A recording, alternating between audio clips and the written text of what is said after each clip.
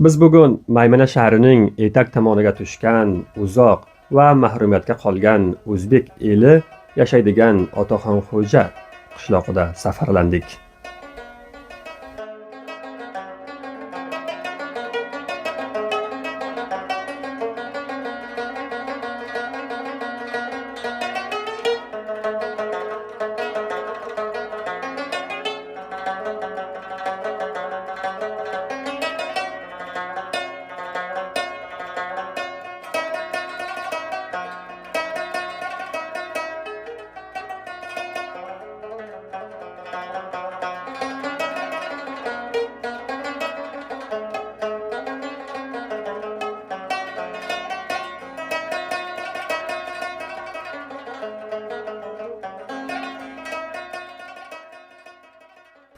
Bu qishloq Maymana shahridan 40 kilometr uzoqda tushgan.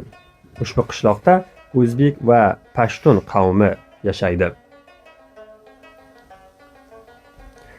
Demak, mazkur qishloqda taqriban 1000 yil oldin o'tgan bir valillo Sofi Mashrab, Obid va Turkiston piri Xo'ja Ahmad Yasaviyning shogirdlaridan bo'lmish Otaxonxo'ja maqbarasi ham borligi aytiladi. Bizlar ham Otaxonxo'ja ziyoratgohini bilish va ko'rish uchun Xo'ja Muso tumanida yo'l oldik.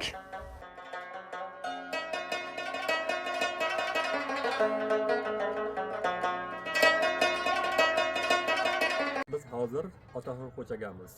Otaxonxo'ja 40 kilometr Maymana shahridan uzoqqa tushgan.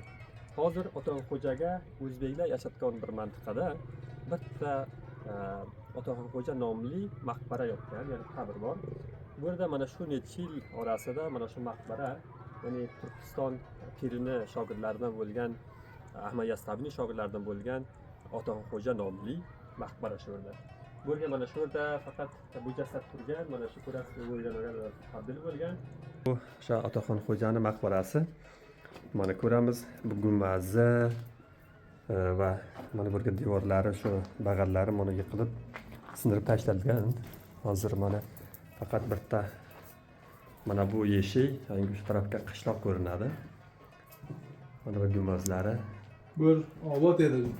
Aylangan yerda buzilib ketdi. Buzilibdi. Mana buzilgan, holini aytishicha faqat rang bo'lgan, nima bo'lgan, ziyoratgohga aylangan. Hozir bu faqat mana sindirib tashlangan, u bir ko'hna devorday bo'lib bo'lib qolgan. Faryod yurti avliyolar, podsholar, pirlar, murshidlarni yurti bo'lgan va xosatan turkiy murshidlar, turkiy pirlarga tegishli ko'palo avliyolar, ko'palo tariqat egalari bo'lgan. Ulardan bittasi mana shu Otaxonxo'ja maqbarasi va ziyoratgohi ki buni ko'proq xalq omma Xo'ja Abdulmalik, Said Abdulmalik ham deydilar. Bu asosan Otoylar silsilasiga borib to'qiladi. Turkiy tasavvufda nihoyatan ulug' joygohda, ulug' o'rinda egaki, bu asosan pirlarni, murshidlarni, rahmonlarni, yo'l ko'rsatuvchilarni turkiy tasavvufda otaxon, otoyi bu istilohlar bilan qabul o'sha pirimiz, murshidimiz, yosh ulug'imiz, o'sha ota ma'naviy nuqtai nazardan insonlarning ma'naviy otasi bo'lganligi uchun ma'naviy nuqtai nazardan diniy, tasavvufiy nuqtai nazardan joygohi katta bo'lganligi uchun shu otga musammo bo'lganki, asosan u yer diniy, siyosiy va ma'naviy boshkent bo'lgan. Butun bu hududlarda, Turkiston hududlari, Erondan boshlab, Turkiyadan boshlab, g'arbiy Anadolu bo'lardan boshlab butun Xorasonu, Turkistonu sharqiy to Hindistonga qadar keng hududda o'sha ma'naviy boshkenti bo'lganligi uchun bular u yerga borib Xo'ja Ahmad Yasaviyning oldiga tiza cho'kib dars o'qigan, dars ta'lim olgan, tasavvuf tariqatlarini o'rgangan kishilarni xo'ja deb ko'proq nima qilganlar, ataganlar. Otaxonxo'ja va Xo'ja Savsiz bular inoqa bo'lgan degan gaplar ham bu xalqning orasida. Endi tarixiy manbalarga aniq fakt bu xususda men ko'rmaganman, ammo xalqning orasida bu xo'jalar bular hammasi bir inoqa bo'lgan degan gaplar ham bor.